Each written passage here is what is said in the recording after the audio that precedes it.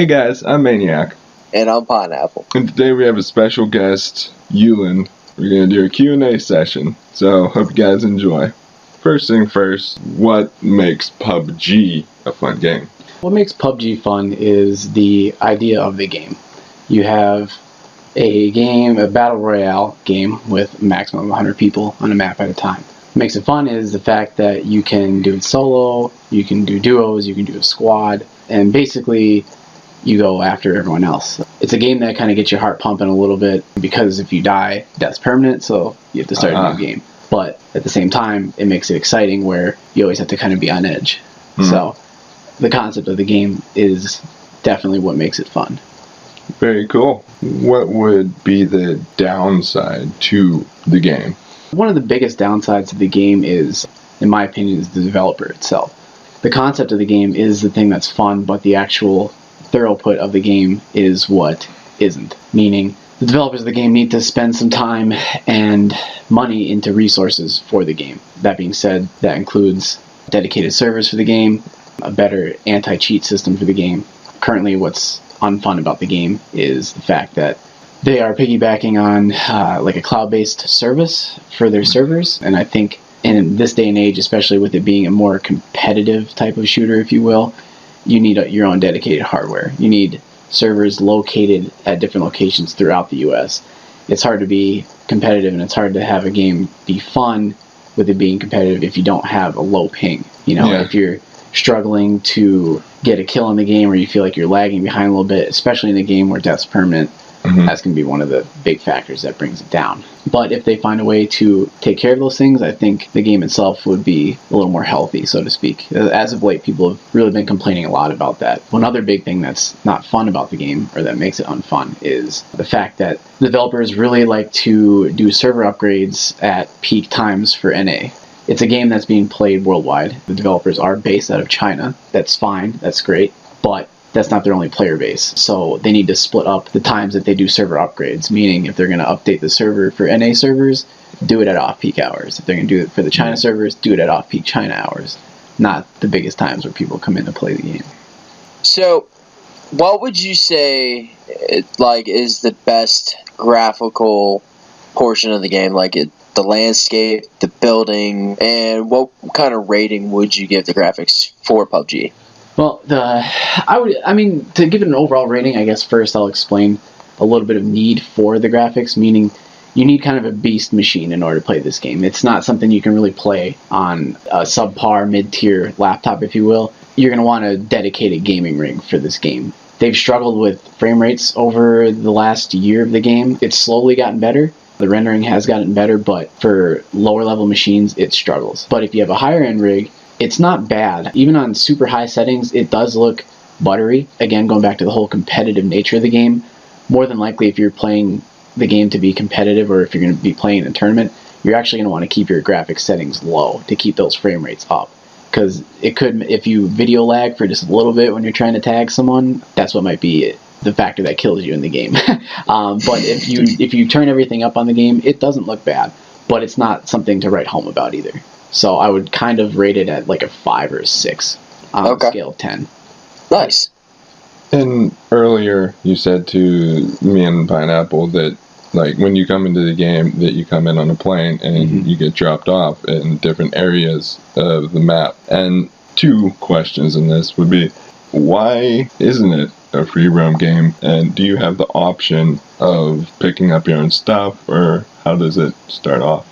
The game starts off, everyone starts off on a plane. Like you said, it's different locations on the map. Every game is different. There's currently 2 maps in the game right now. You start off with nothing but the clothes on your back. Those are purely cosmetic. They don't give you any advantage or disadvantage.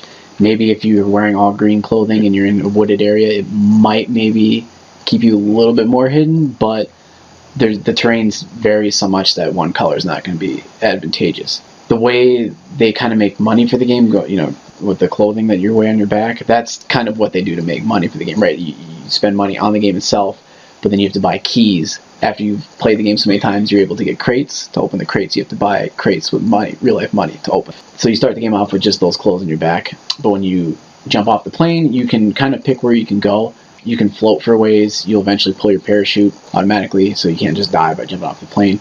You start the game off by trying to loot. Like I said, you're going to start with nothing but the clothes on your back.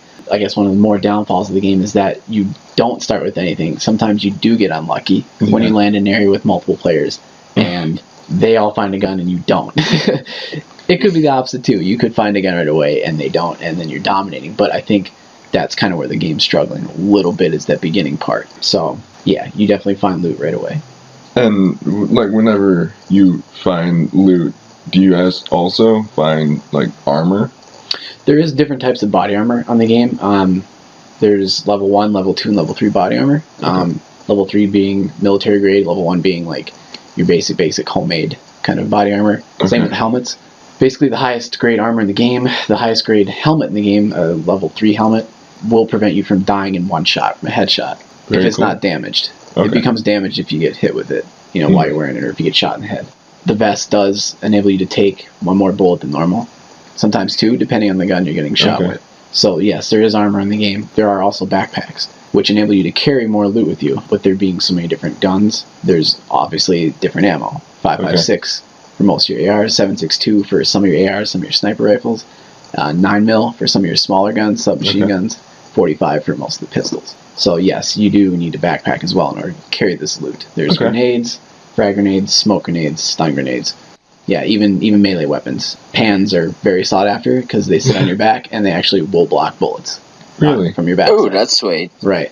But it's very buggy. Sometimes it even protects bullets from the front. so it's not really the greatest, I guess. Yeah. Yeah. And how would you rate the gameplay? I would rate it differently depending on how you play it. If you play it solo, it's a little ragey sometimes because you're really kind of by yourself.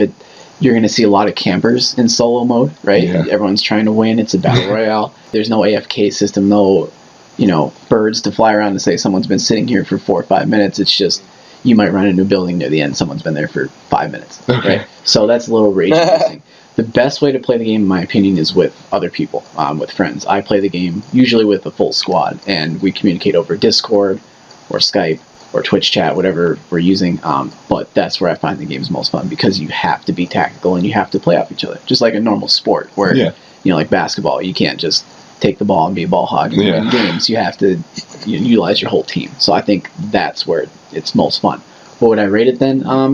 I would say it's 7 or 8 out of 10. It's pretty fun when you do have a group of people and when you don't encounter like the cheaters and all that stuff and you get good loot right away. It's fun. It is. It's fun. I can see that. Awesome.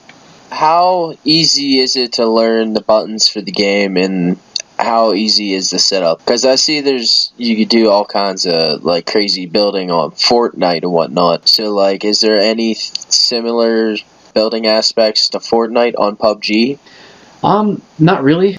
Depending on how good you want to be with the game is how much you'd want to learn. You can have your basic movements and learn how to drive a vehicle and have one key to use everything and pick up stuff. That's great. You can play the game. But to be competitive and be good, you have to learn how to use the lean keys. You have to learn how to loot quickly, meaning you don't actually want to pick stuff up on the ground you see. You want to open your inventory to pick stuff up. There is no building aspect to the game like Fortnite. I think with Fortnite, the best aspect of that game is the building. If you're a good fast builder, you're probably going to win a lot of gun battles. But in PUBG, that's not the case. In PUBG, what's going to win you games is being tactical. As far as setup and learning of the controls, it's not too bad, but to be very proficient with it, to be able to switch grenades quickly, to be able to take attachments off your guns, like let's say you're going from an open field into a house, you have a sniper and an AR that's not fully automatic, you have to switch out that 4x scope to something like a red dot quickly when you go in to be able to not be too far zoomed in. So there is a learning curve, especially if you haven't played a shooter that uses WASD before. You're gonna, you'll struggle a little bit right away, but as far as if you've played other shooters before, it's pretty easy to pick up to just play. Okay. Yeah. And wonderful. How would you think there would be a sequel to this game? As far as a sequel, I think for the game itself, the sequel would be adding more content. I think they're in development of a third map now. I'm not entirely sure. Since the game came out, they've added different vehicles, they've added some guns, they've added a new map. I think that's the sequel to it. I don't think they'd ever make a PUBG 2. I think PUBG 2 is just the continuation of the core game. Okay. Yeah. So how long would you expect this game to last? If they keep up what they're doing now, I'm going to say in 2 years' time it's going to be outclassed by another game because of the underlying problems with it. I think that's why Fortnite right now is becoming more popular than PUBG on Twitch because it's a lot smoother. Yes, you have some bigger names that are playing Fortnite now compared to PUBG, but I think the biggest thing is that Fortnite is smooth, right? It's kind of cartoony. I mean, I'm fine with that. That doesn't really bother me at all. I think it looks pretty cool. Yeah. But the fact that their servers are smooth, they do updates at off-peak hours, they're constantly monitoring the game, the cheating isn't as bad. I think that's why it's slowly kind of coming over PUBG. PUBG is actually, in my opinion, kind of dying right now. Makes sense. How bad is the cheating on PUBG? It used to be really bad right away.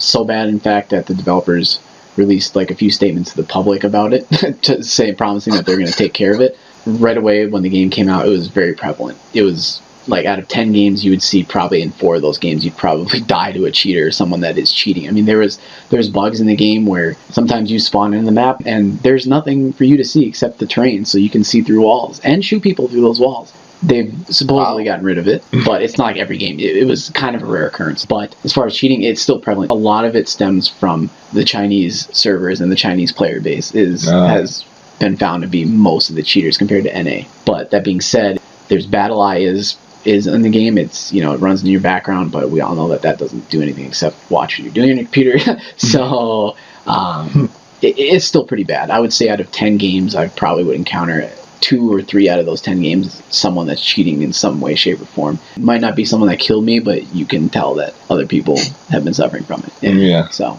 it's like in first game that comes out that's brand new, and a lot of people are playing it. They're going to be cheaters before they fix that aspect. Right. I mean, if you have any other questions, that's pretty good with me, man. Yeah, sounds that's a great way to sum up PUBG all the way.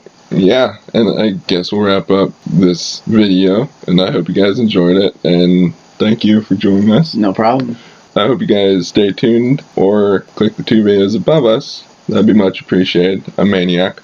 And I'm Pineapple. And together we are the Tazmanian Knights. Please like, comment, and subscribe. Also, you can become a patron by visiting our Patreon channel, which is featured in the description down below, and also to our Facebook account, where you can see all the uncut videos. Catch you next time.